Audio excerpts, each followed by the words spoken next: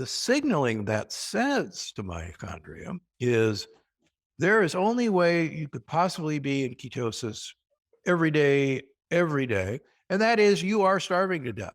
And everything else that eats fuel becomes your enemy. And so muscles are the biggest enemy of fuel eating. And so you've got to produce insulin resistance to keep those muscles from getting the fuel that you mitochondria have to have. And so to me, it's no wonder that we see insulin resistance develop in long-term ketosis.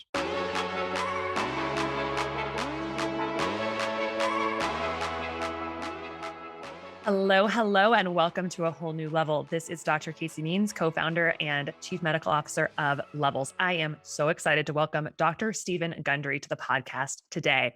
Dr. Stephen Gundry is an incredible independent thinker in the health space, and we're going to talk all about his new book, The Keto Code, today, which is going to be fascinating because many of the things you think you know about why ketones help us are actually probably wrong. If you don't know the ins and outs of a concept called mitochondrial uncoupling and how it is critical for all aspects of our health, weight, and longevity, stay tuned. You're going to be blown away by this conversation. Dr. Gundry has an incredible professional history, which I can't even scratch the surface of in this intro, but he is a world famous cardiothoracic surgeon.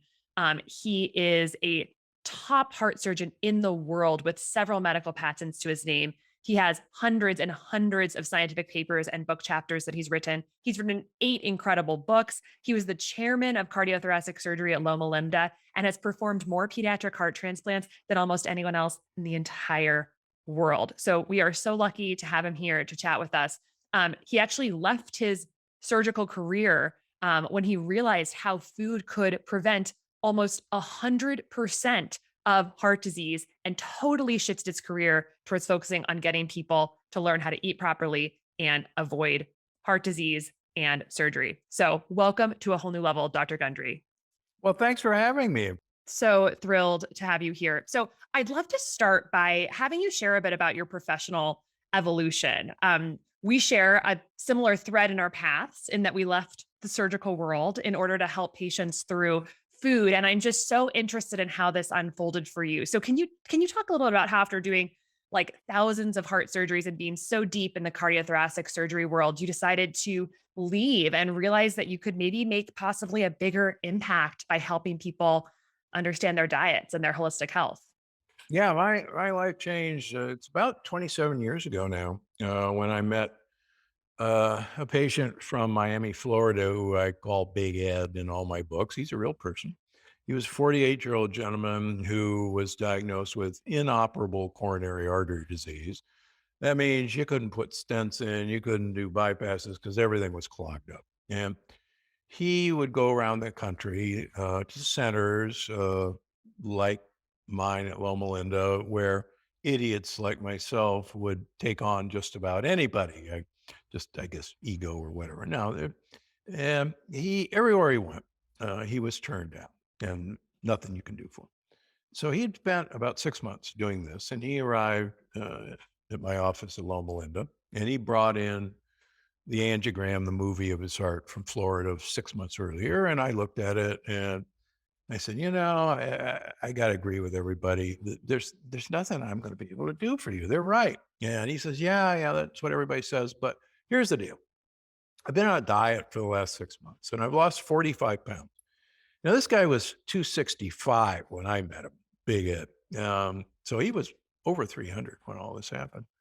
And he says, I've gone to a health food store and I've been taking all these supplements. And he had actually brought in this giant shopping bag full of supplements. And he said, maybe I did something in here. And I'm like, well, good for you for losing weight, but that's not going to do anything in there. And I know what you did with those supplements. You made expensive urine, which is what I firmly believe. He said, you wasted your money. He said, look, I've come all this way. Why don't we just get another angiogram and let's see? Yeah, okay. So we do. And in 6 months' time, this guy cleans out 50% of the blockages in his coronary arteries. 50%. And I've never seen anything like that. And I'm going, well, no, wait a minute. tell me about this diet of yours. And so he starts talking, and I go, wait a minute. I back in the dark ages, I had a special major at Yale University where we could design a major and have a thesis, very much like a master's program, and defend our thesis. And my thesis was you could take a great ape, manipulate its food supply, manipulate its environment, prove you would arrive at a human being. And so I actually defended my thesis and got an honors and then gave it to my parents and went off to become a famous heart surgeon. So as he's talking about what he was eating, I went, wait a minute, this is my stupid thesis at Yale. This is you're on quote the ancestral diet. And I go, well, let me see that bag of supplements. Now, I'm very famous for protecting the heart during heart surgery. I invented a bunch of catheters, patented them, and secret sauce that we'd put down the veins and arteries of hearts. And I started looking through his supplements, and several of the things he was taking, I was mixing in my secret sauce, and I was putting it down the veins and the arteries. And it never occurred to me to swallow the dumb things. So I call my parents who were in San Diego and I say, hey, you still have my thesis? And they say, oh yeah, it's in the shrine. And I said, well, send it up because I was a big fat heart surgeon. I was running 30 miles a week, going to the gym 1 hour a day, eating a healthy low fat diet.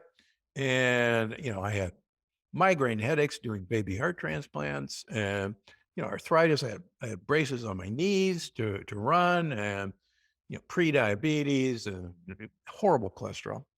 And so I put myself on my thesis and I started taking a bunch of supplements. And, I lost 50 pounds the first year. And what happened was I started putting my patients that I operated on this program and sending them to Costco or Trader Joe's for supplements. There wasn't an Amazon back then. And lo and behold, these people's diabetes went away, their high blood pressure went away, their arthritis went away. And I'm going, about a year into this, my wife still calls it Black Friday. I looked in the mirror before I went into work at Loma Linda and I said, I've got this all wrong. I shouldn't operate on people and then teach them how to eat to avoid me in the future. I should teach them how to eat and they'll probably be able to avoid me in the first place. And so, what a stupid career choice. At the height of my career to say, I've got this backwards. And so I actually resigned my position at Loma Linda. And I moved a few miles down the road to Palm Springs, where I opened up a clinic. And I asked people, look, I want to, give you a list of foods to eat, not eat, and I want to send you to Costco or Trader Joe's. And I want to draw blood on you every 3 months that will insurance or Medicare will pay for. And you're my research project, okay? And everybody, goes, yeah, okay. But that you may have found out as a former surgeon, teaching people how to eat is not, let's just say the monetary benefits of teaching people how to eat is not as good as surgery. But my wife, bless her heart, said, hey, you're in this, for a purpose and you have a belief and okay, let's give this a go. And that was 25 years ago. So anyhow, so doggone it, Big Ed, look what you've done. It is such an amazing and inspiring story. And I think what people listening might not realize is that this concept of reversal of atherosclerotic heart disease, so like true blockages in the heart, like we're basically taught in medical school that doesn't happen. Like Sure. this is not something. And so that I can imagine that was just like a big moment of like, what is going on here? I've got to dig into this. And Right. so I think even to this day, that's still a paradigm that's quite in the water of like, you don't reverse heart disease once it happens. And so it's just incredible that you have now spent the last, almost 20 years or Yeah, 20 so years. Yeah. really preaching the power of food. And it's also interesting to me that it kind of started with supplements because now it feels like a lot of your work has moved really into whole foods, unprocessed diet, really using food as medicine realm. But that there was a role for supplements. And the end of your book, which I think you talk about the supplements you take every day. So I assume that your perspective on expensive urine has changed quite a bit since then. How many do you take every day? There were like probably what, 40 in the book there. Oh, I take about 120 different things in the morning and about 80 at night. So I underballed it by about 3 times. But yeah, and so that's so fascinating. So I could just talk to you about your story all day, but I want to make sure we get to the book because it's such an amazing book. And a lot of people in the levels community are really interested in the keto diet because obviously we're trying to keep our blood sugar more stable. Sure. But what I love about this book is that it shows a very different picture of the keto diet that is actually much more balanced, much more focused on colorful plant foods and a really diverse, probiotic rich, prebiotic rich diet. So, your book, Keto Code, breaks down how a lot of what people think about what is beneficial about the keto diet is actually for different reasons than they think. And that a lot of benefits of the keto diet can actually be more impactful if you shift up the sort of real focus on macros and bring in a lot more plant food and a lot less macro tracking. So, can you start by talking about why our conventional dialogue about the keto diet is flawed and what people are missing? Yeah, so I've had a ketogenic version of my diet from the plant paradox onward, and one of the things that and it worked very well, still works very well. But one of the things it's based on is medium chain triglycerides, MCT oils. And anyone who actually looks at the lists of my ketogenic diet, even in that book, says, "Whoa, there are a lot of plant carbohydrates in here, and how the heck is that a ketogenic diet?" And yet, it worked, very well, and still does.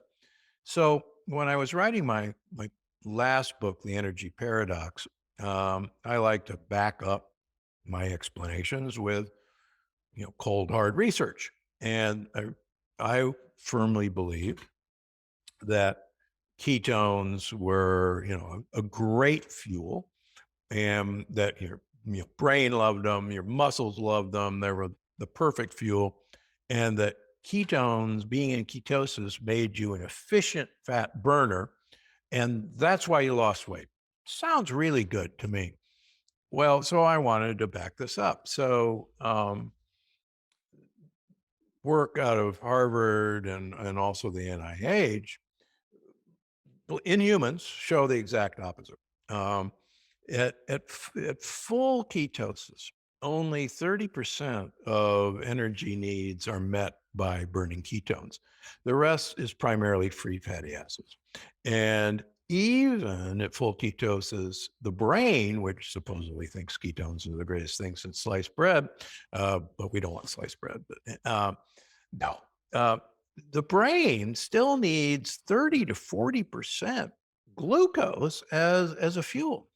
So that's a problem. The other problem is if you look at the ketogenic literature in athletic work, even Vogel and Finney would say you have to get keto adapted, and it may take weeks, but the work out of Harvard with Dr. Owens showed that at ketosis, at 3 days, the muscle's preferred fuel is ketones, and then it falls off and becomes free fatty acids. So wait a minute.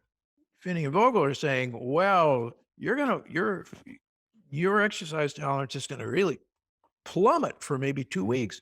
And yet muscles do best with ketones at 3 days. So you can't have it both ways. So wait a minute. So ketones aren't all this amazing fuel. And the work in race walkers shows that in race walkers, you actually have to have far higher oxygen consumption to match the ability that you would get from more of a carbohydrate based diet. So all of these human studies are sorry, they're really saying, well, wait a minute, ketones aren't this amazing fuel. And if, in fact, ketones made you an efficient fat burner, what's the problem? Well, as we all know, fat has 9 calories per gram, and protein and carbohydrates have 4 calories per gram. So if you were really an efficient fat burner, then efficiency means you get more mileage out of a gallon of gasoline. So now, wait a minute, you're eating more than twice the amount of calories when you're eating fat, and you're telling me you are an efficient fat burner. So you all ought to be gaining weight if that's actually true. And some people, in fact, do gain weight on the ketogenic diet. A number of my patients do, like I talk about in the book. So something's all not right with that idea. So what in fact happens? Well, you go back to the seizure literature, and the ketogenic diet. The actual name ketogenic diet was coined in 1930 at the Mayo Clinic as a anti-seizure diet in kids.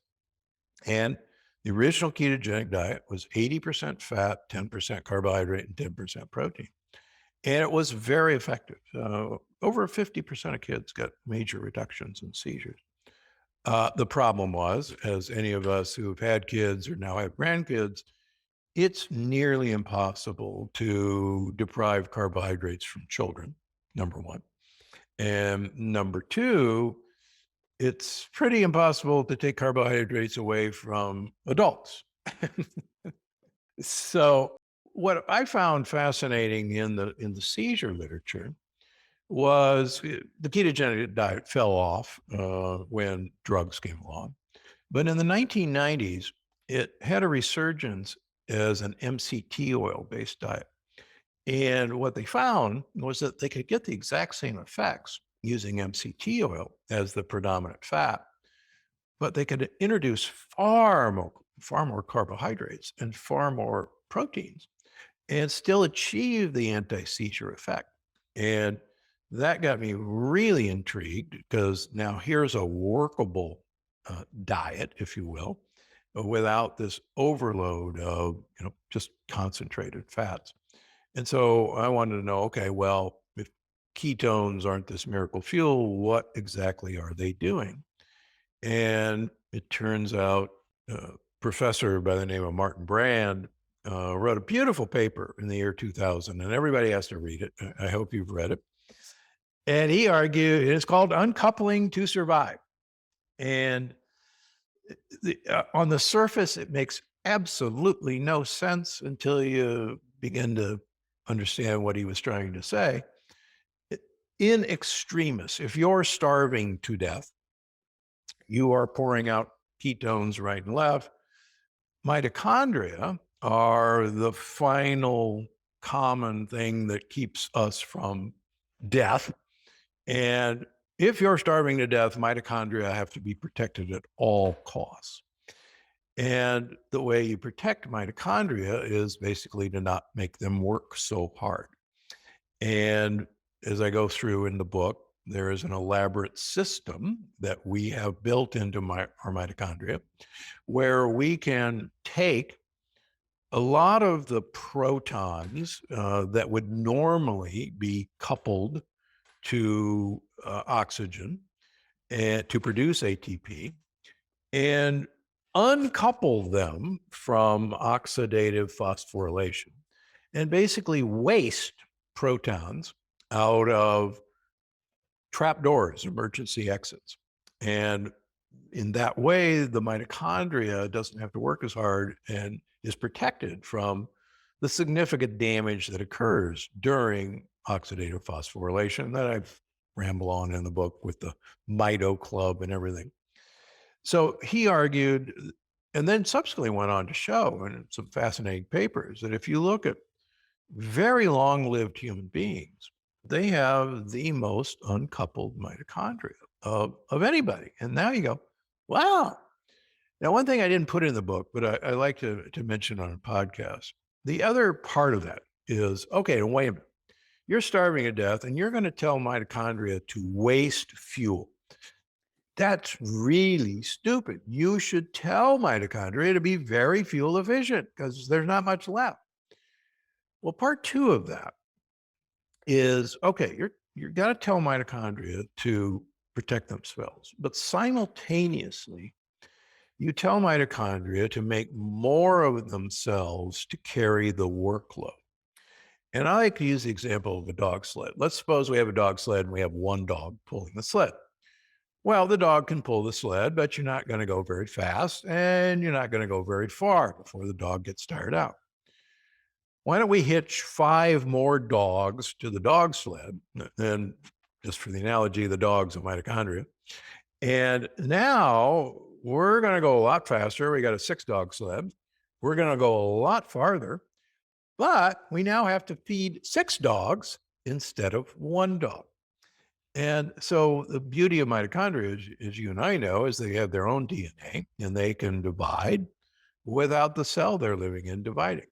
So you have these 2 signals. One is protect yourself at all costs by wasting fuel. Number 2, make a whole lot more of your cells so that each individual mitochondria has to do less work than the one we started with. And the consequence is, yeah, you are actually, if you're doing this right, going to lose some weight. Um, but the overall benefit is rather substantial. And I go on to point out, maybe you'll agree, long-term ketosis, 24-hour, week after week after week, the signaling that says to mitochondria is there is only way you could possibly be in ketosis every day, and that is you are starving to death. And everything else that eats fuel becomes your enemy. And so muscles are the biggest enemy of fuel eating. And so you've got to produce insulin resistance to keep those muscles from getting the fuel that you mitochondria have to have. And so to me, it's no wonder that we see insulin resistance develop in long-term ketosis. In fact, in my first book years ago, there's a wonderful athlete study that they took athletes and put them to bed rest for 48 hours. And every one of them became insulin resistant within 48 hours of bed rest. And you go, well, that's kind of weird. Well, no, it's not. The only reason a trained athlete would be at bed rest for 48 hours was that he was injured and he couldn't get food. And so this protective mechanism automatically kicks in. And that is protect the mitochondria at all costs. And who cares about everybody else? Because get those energy hungry muscles, out of the system. It's so fascinating. So just to kind of summarize what I'm hearing, which is just it's so interesting, is that really the benefit of ketones is not so much this conventional ideology that we all talk about and throw around these terms so liberally, which is like, oh, ketones are the best fuel source, the brain loves ketones, et cetera, et cetera.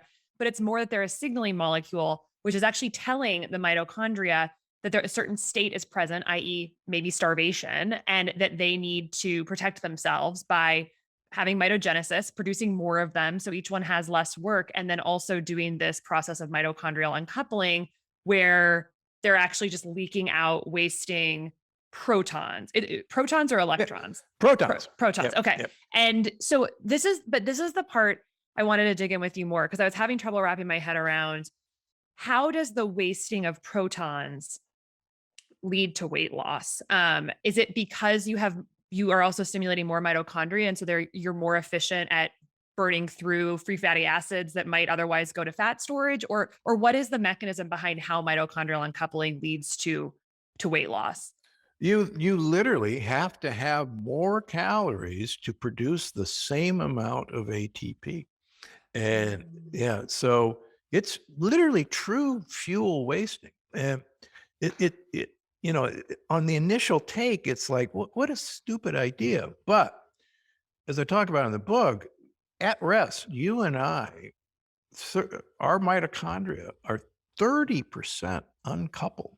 In other words, at rest, you and I waste 30% of all the food we eat just by putting these protons through these emergency exits. Mhm. Now you go, what the world? That's a really dumb design until then you go, okay, well, what's happening with that? Well, one of the theories is that we're warm-blooded animals and uncoupling produces heat. We know that brown fat is brown because the mitochondria are so dense that it's literally brown under the microscope. But these guys are profoundly uncoupled, and that's how the heat production is accomplished. So, but yeah, at rest, we uncouple our mitochondria are 30% uncoupled, are 30% less potentially efficient than they could be.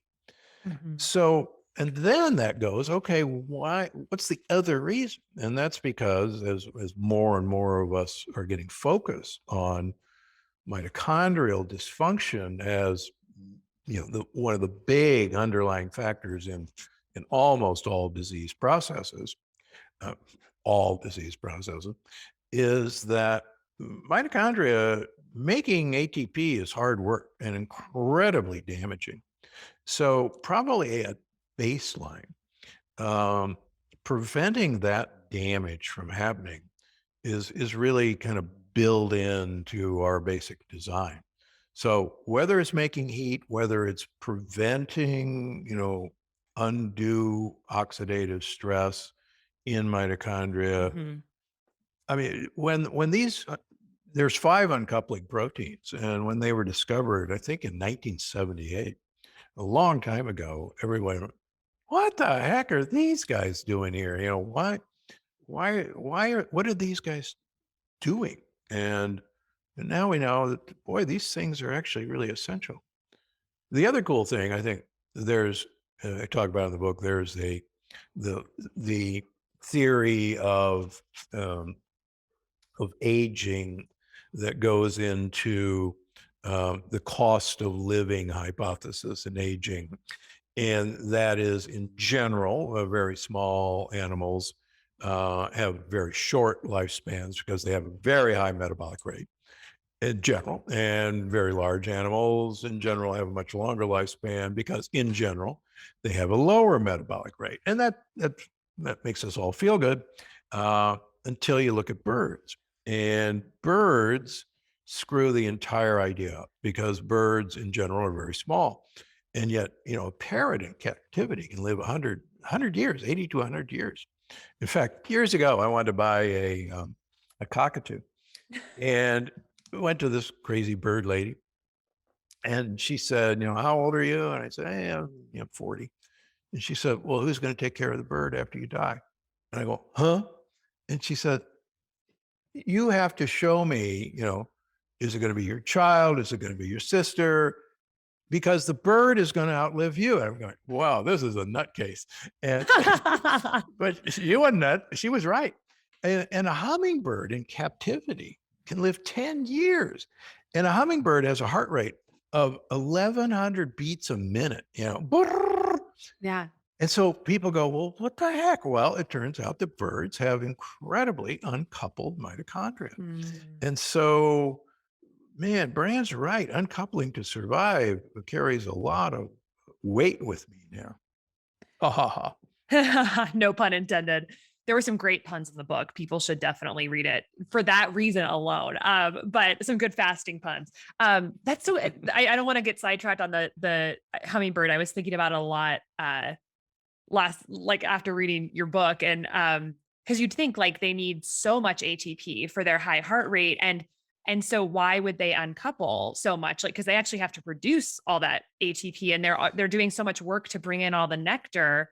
Um, It's to protect that energy producing machine, the mitochondria. And to make more mitochondria so that they end Yeah. up constitually building more Right. mitochondria. And the really cool thing, like I mentioned in hummingbirds, so they actually they use retinol is Mhm. actually their uncoupling agent that they get in nectar.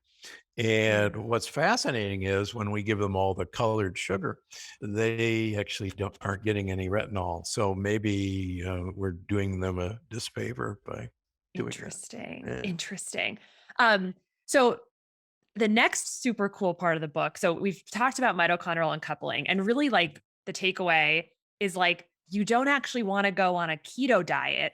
You want to go on a mitochondrial uncoupling diet. And that's what you're doing with the keto diet, but people aren't even realizing it. And this is where the magic is that there's all these other things. If the end goal is really mitochondrial uncoupling, well, there's like 10 other things you can do to mitochondrial uncouple. And guess what? They don't involve just totally restricting your carb intake and can actually bring in all these other nutrients that are beautiful for the body. So I'd love for you to talk about like what are some of the other foods and lifestyle choices that also stimulate a mitochondrial uncoupling process that can kind of give us the benefits of a keto diet without the intense restriction of a lot of healthful foods. One of the shocking findings in the book is back in World War One, it was noted that factory workers in Germany and France were very skinny, and despite eating a lot, and they were running actually high temperatures. And nobody knew why that was until actually the 1920s when they discovered that there was a compound in the making of gunpowder called 2,4-dinitrophenol. Phenol, remember that word, phenol. And it's called 2,4-DNP. And it was noted that when people were exposed to 2,4-DNP, that they actually started losing weight and they started running high temperatures. So a couple Stanford doctors in 1930 began giving patients DNP as a weight loss drug. And over 100,000 prescriptions for DNP were written in the United States alone in the 1930s. And it was miraculous. At low dose, DNP, you could lose a pound a week. At high dose, you would lose 5 pounds a week. I mean, miraculous. Levels would be out of business. I mean, Yeah. but what was happening was these people, it turns out DNP was the first oral mitochondrial uncoupler. The problem with it wasn't making any more mitochondria. It was not producing mitogenesis. So people lost tremendous amounts of weight. They ran very high temperatures because they were generating heat and they started having thyroid issues. But probably the worst part was people developed cataracts, and this was before cataract surgery. And I joke, it'd be great to see what you look like in your skinny dress, but you're blind, right? Oh, And then people started dying because, quite frankly, like you were mentioning, they ran out of ATP. yeah. They were so uncoupled, they literally could not make enough ATP to live. So the FDA, newly formed in 1938, banned DNP from prescription. But when I discovered that literature, I go, wait a minute, phenol, where have I heard the word phenol? Oh, polyphenol. And that's lots of phenols. And so, what is it about this phenol ring that's so interesting? And what's really cool is plants have mitochondria. They're called chloroplasts. And their mitochondria, chloroplasts, are damaged by the very thing they need to produce energy, which is photons from sunlight. We need oxygen, and oxygen is damaging to our mitochondria. So plants have to be protected from mitochondrial damage from sunlight, and they produce polyphenols to uncouple their chloroplasts so that the sunlight won't damage them. And we see polyphenols all the time in the fall because the green leaves turn pretty yellows and oranges and reds and purples. And those are the polyphenols that have always been there in the leaves, but now we can see them. So what happens is, those polyphenols were being used by the plant to uncouple its mitochondria. So then we eat polyphenols. We don't absorb polyphenols very well, but it turns out our gut bacteria absolutely love polyphenols. It's actually a prebiotic fiber for gut bacteria. They, in turn, make those polyphenols bioavailable. And so now the plant's polyphenols are given to us to protect our mitochondria by uncoupling mitochondria. And every time I think about this, I start thinking about the Lion King and the circle of life. And, oh, we eat the plants and then yeah. So these plant compounds were designed to uncouple their mitochondria to protect them. And we then get the benefit. So the point of all that is when we say eat the rainbow, what we're really saying is eat polyphenol containing foods. And when you look at like the Mediterranean diet as an example, it's just this cornucopia of Mm, polyphenol containing foods. You look at the Okinawan diet. The Okinawan diet, for the traditional, what Okinawan diet is, 85% of their calories came from the purple sweet potato.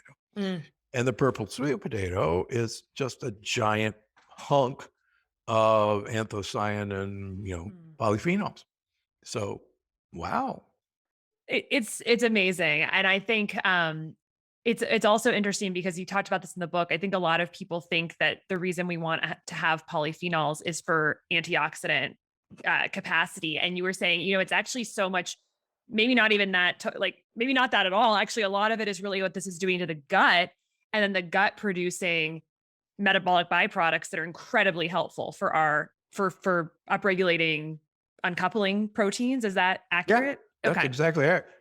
But one thing I want to just make sure I understand from like the molecular side is you talked about that the polyphenols, these rings are protecting the plant from sunlight. And so does this mean that let's say you have a lot of sun energy, you're driving a lot of chemical reactions through the chloroplast, that's going to generate like oxidative stress and reactive oxygen species and you don't want that type of damage in huge quantities. And so the plant has to just like release valve some of that essentially extra energy substrate. Is that right? Or Yeah, am I thinking about so photon damage is the equivalent of oxidative damage in us. So photons, sunlight is damaging. Any of us know that. But the plant requires photons to, produce energy. So what's really interesting, we've known in winemaking that the closer the vines are grown to the Mhm. sun, the higher the elevation, the more polyphenols the plant makes because it's far more exposed. And then you go, okay, we've known that for a long time. And now we know, oh, that's why they make more polyphenols it's getting far more hammered by sunlight.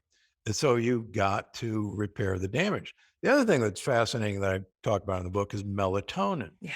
So plants are a great source of melatonin. And I laugh, say, "A plant doesn't need to go to sleep." So, what the ding dong is the plant making melatonin for? And that's because there are actually only two antioxidants that have ever been discovered in mitochondria, and that's melatonin and glutathione.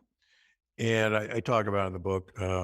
For years, I used to present a paper at the World Congress of Polyphenols, and the chairman, Dr. Eades, Marvin Eades, would the one I remember distinctly was in Lisbon, and he got up to this big room of researchers, and he said, "If any of you here actually think that polyphenols are antioxidants, you could leave right now because I don't have the time to show you why that's not true."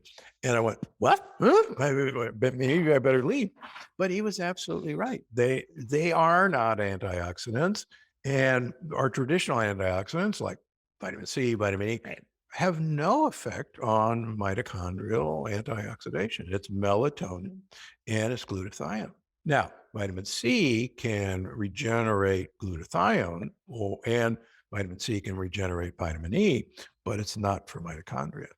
It's so interesting. So if the plant analogy about sunlight essentially upregulating polyphenol composition for protective mechanisms, I'm curious why in humans, essentially that excess stress from like, let's say excess glucose, for instance, you mentioned that glucose inhibits mitochondrial uncoupling, but in my mind, it would be like, oh, well, if the mitochondria was getting this excess signal of energy that was driving it towards essentially going to drive towards increased oxidative stress and whatnot, wouldn't that trigger like wouldn't it make sense that the cell would want to trigger uncoupling to kind of have a release valve for that? But it's actually the opposite. It's exactly the opposite because way back when it was feast or famine.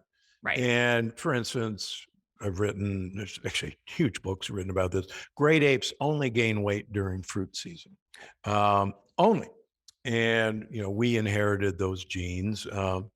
And so during caloric excess, we would want mitochondria to shuttle any excess into fat storage. That would be what you would want. Right. And so, but that didn't happen, every day. We now have, 365 days of endless summer. And, we're always in fruit season. Yeah. And we're always in caloric excess season. So we don't have a genetic program that understands that this would happen 365 days a year. Yes. Yes. That really brings it together. And two awesome books that talk about this from this year as well. Nature Wants Us to Be Fat by Rick Johnson, and then David Perlmutter's Drop Acid, both of which talk about what you're speaking to, the uricase mutation and various other vitamin C related mutations that basically make it so like what you said, when we are exposed to this high fructose food, the harvest, the body's like store it all as fat because that was our survival, Yeah. mechanism. And we didn't and now we have it. It is harvest every single day.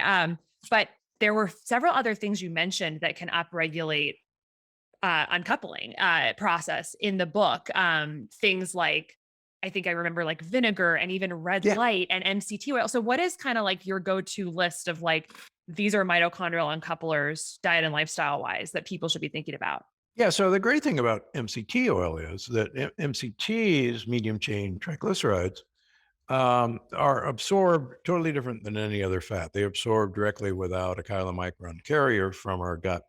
And they go directly to the liver, where they are instantly converted into ketones.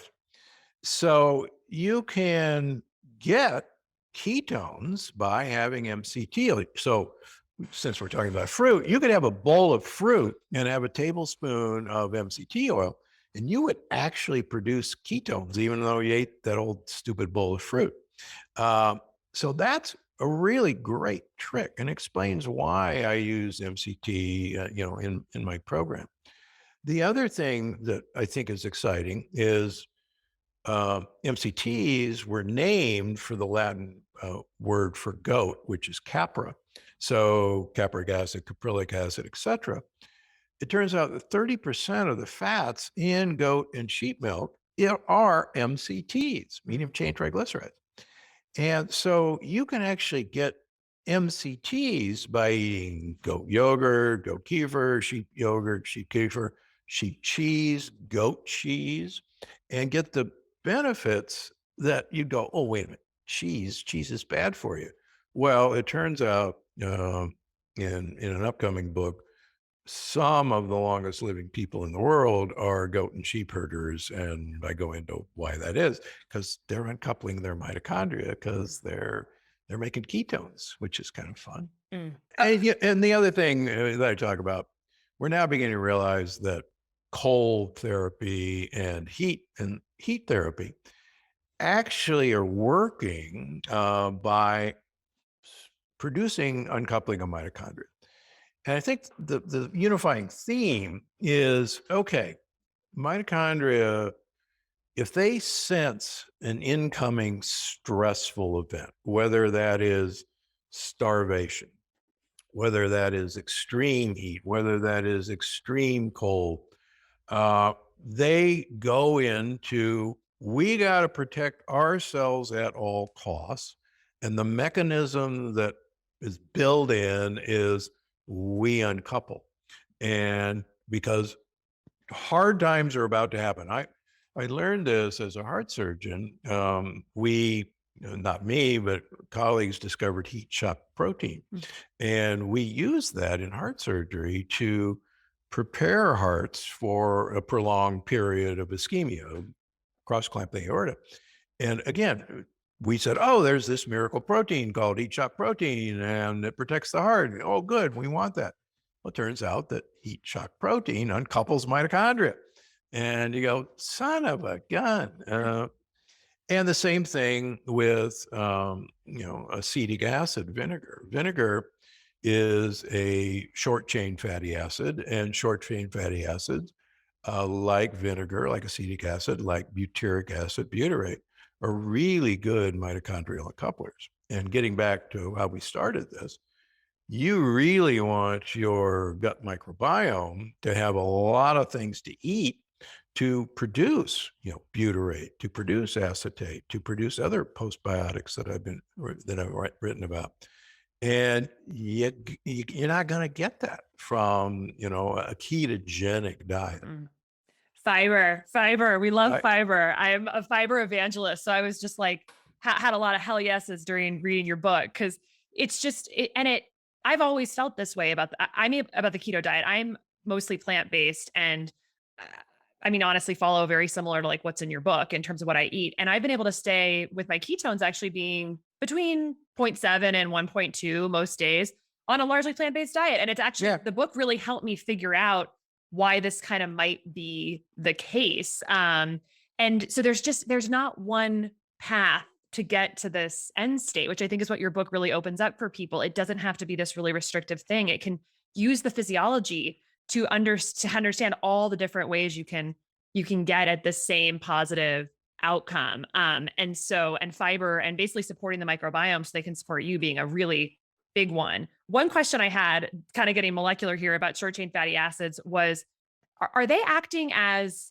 genetic regulators in the sense that they're actually like upregulating uncoupling protein synthesis, or is it acting more in the cell at the level of the mitochondria? Like, what is actually happening with these? Because we talk about short chain fatty acids all the time, and I was like, I don't know if I'm 100% certain how exactly they work well, inside so of for that. instance, the butyrate serves as a substrate for beta hydroxybutyrate, Hmm. which is the active ketone in us. But butyrate in its own right uncouples mitochondria as well as acetate. But I think the other thing that's exciting about these short chain fatty acids is they are really histone decarboxylase inhibitors. And for those of us who really don't particularly want cancer in our lives, uh, that's how cancer cells, grow and reproduce. So if you have an inhibitor of histone decarboxylase, which butyrate and acetate are, I would want a lot of that, Interesting. in my gut. And the exciting thing about acetate, people know that fermented foods are good for you, but it's actually the short chain fatty acids that are produced during fermentation that are really the power hitters in all of this. Mm, And that's why, apple cider vinegar, believe it or not, is actually pretty doggone good for right. you. And that doesn't have to be a mystical thing. Oh, it makes you lose weight. Right. Well, guess what? It's uncoupling your mitochondria. Yes. And Drink that kraut juice, get yeah, every last sip because you want those postbiotics yeah, that yeah. they're making. Yeah, it's amazing. Something you were talking about with the plants and being closer to the sun, having more polyphenols. Really, it's kind of like a takeaway I had was like, we want our plants to have been stressed in a sense. We want them to have had to work harder because we're going to get all those benefits. And in our unfortunate industrial agriculture, monocropping, pesticide laden world, our plants don't have to work hard. They're just like essentially babied with Lazy. chemicals. And Yeah. it's just, yeah. So you talk about like two reasons why pesticides and glyphosate and conventional produce is problematic. One that has to do more with like the effect of those chemicals on the mitochondria, and then also the effect of what's happening to our plants. So can you talk a little bit about like conventional produce, soil health, and like how this is just so bad for us on multiple levels? Yeah, plants you are what you eat, but you are what the thing you're eating ate. And the plants are not eating what they used to eat. And our soil is so depleted. In one of my lectures, I show a picture from a Senate document in 1936 that says our soil is now so depleted of nutrients that you could eat all day, every day, and never get the essential vitamins and minerals that would produce health. And I say, when was this document? And people guess, and it was 1936. No. Yeah, 1936. We already knew this. Oh God, Yeah. so bad. It's so bad. Yeah. We've, the soil is a living organism as well. And plants have to be delivered their nutrients from the fungi and the bacteria that live in the soil. And they're all gone. And everything's gone. And so, yeah, we can produce a head of lettuce. It looks like a head of lettuce, but it has nowhere near what it was supposed to have. And, luckily Europeans are, for the most part, a lot smarter than us. And there's really big movements to, ban Roundup and glyphosate or, just to not use it at all. But I mean, it's everywhere in us. I mean, it's in our wine, it's in all of our organic oats. It's everywhere. And then there's also a secondary effect of this chemical on our mitochondria. Is that right? That's Like correct. aside from just screwing up our food, like what's it actually doing to our Well, cells? yeah, it looks like it's a pretty cool mitochondrial toxin in its own right. And Monsanto didn't bother to tell us that Roundup was actually patented as an antibiotic because, yeah. Oh, by the way, because bacteria use the shikimate pathway, which is what plants use, and we don't use it. But oh, by the way, we just invented an antibiotic that targets the shikimate pathway, and we're not going to tell you, but it's going to kill all of your microbiome because your microbiome uses the shikimate pathway. Have a nice day. Oh my God. And It's we'll so let bad. we'll let people stew about that. Yeah. And organic plants will have more polyphenols. And quite frankly, the more polyphenols in you, the better. Yeah. I have to turn my camera here. I'm now growing some plants inside Oh, look at here. that. So Cool. totally pesticide free. But I have a world famous cardiothoracic surgeon on the line here. And so I have just a question. Like the number one killer in the United States for both men and women is atherosclerotic heart disease. Um, how much of that burden of disease do you think is preventable? Like, do you have a hunch of how much could just be totally avoided if we got like totally cleaned up our diets and lifestyles? Oh, 100%. Seriously, 100%. That's why I changed careers, 100%. Uh, yeah. So like I 700,000 deaths per year. There are people who do not eat like us who do not develop coronary artery disease. I mean, the Ketavans, one of my favorite people to talk about in Papua New Guinea, they smoke like fiends. And there has never been a recorded coronary artery lesion or a stroke in these people. And by the way, as I talk about, nicotine is an uncoupler, but please do not smoke. Right.